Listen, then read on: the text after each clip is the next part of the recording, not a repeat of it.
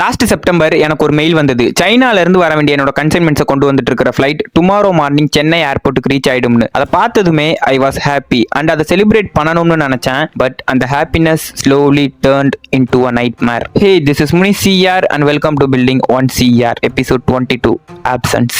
அன்னைக்கு ஈவினிங் என்னோட ஃப்ரெண்ட் அருள் எனக்கு கால் பண்ணி சொன்ன ஃபர்ஸ்ட் வார்த்தை, டேய் இன்னொரு பெரிய பிரச்சனைடான்னு. எஸ், டுமாரோ நம்ம கூட்ஸுக்கான கஸ்டம்ஸ் கிளியரன்ஸ் ப்ராசஸ் இருக்கும். ஸோ அதை இனிஷியேட் பண்றதுக்கான பில் ஆஃப் என்ட்ரி நம்ம போடணும். ஸோ நம்மளோட shipping partners asking our IEC code, AD code and our ஜிஎஸ்டின்னு. அண்ட் இதில் ஒஸ்டான சுச்சுவேஷனே என்ன அப்படின்னா, என்னோட ஐஎஸ்சி கோடில் ப்ரொப்ரைட்டர்ஷிப்பாக என் பர்சனல் நேமும் என்னோட ஜிஎஸ்டியில் என் கம்பெனி நேமும் இருந்தது.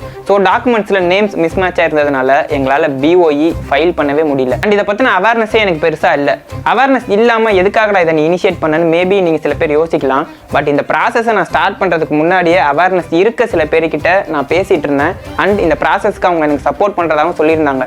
பட் லாஸ்ட் மினிட்ல அவங்க எல்லாருமே ஆப்சன்ட். இதை விட ஒஸ்டான சுச்சுவேஷன் என்ன அப்படின்னா, கூட்ஸ்லாம் ஏர்போர்ட்ல லேண்ட் ஆன ஃபர்ஸ்ட் டே மட்டும் தான் ஃப்ரீ ஜோனும், from second day to fourth day per டேக்கு 5000 பெனால்ட்டி ஆகும். ஃபிஃப்த் டேல இருந்து பர் டேக்கு 10,000 பெனால்ட்டியா சார்ஜ் பண்ணுவாங்கன்றது எனக்கு வந்த மெயில பார்த்ததுக்கு அப்புறம் தான் எனக்கு தெரிஞ்சது. தென் த டென்ஷன் ஸ்பீக்டு. இதுக்கான சொல்யூஷனை ஃபைண்ட் பண்றதுக்காக சாப்பிடாம தூங்காம தெரிஞ்சவன் தெரியாதவன் பெரிய ஆளுங்க கான்டாக்ட் இருக்கணும்னு நினைச்சவங்க எல்லாரையுமே என்னோட ஈகோவை விட்டுட்டு நான் கான்டாக்ட் பண்ணேன். ஈவன் திருச்சியில இருந்து சென்னை ஏர்போர்ட்டுக்கு கிளம்பி போய் கஸ்டம்ஸ் வேர் ஹவுஸ்ல கூட நானும் என் ஃப்ரெண்டு குணாவும் விசாரிச்சோம். பட் ஒண்ணுமே ஒர்க் அவுட் ஆகல. இந்த ப்ராசஸ்ல தெரியாதவங்க கூட அட்லீஸ்ட் கொஞ்சம் ஹெல்ப் பண்ணணும்னு நினைச்சு ஹெல்ப் பண்ணாங்க. பட் தெரிஞ்சவங்க கிட்ட இருந்து வந்த ரெஸ்பான்சஸ் எல்லாமே நான் சொல்றதுன்னே தெரியல. சொல்லப்போனா இது 100% என்னோட மிஸ்டேக் தான். டாக்குமெண்ட்ஸ்லாம் பெருசா ஃபோக்கஸ் பண்ணல.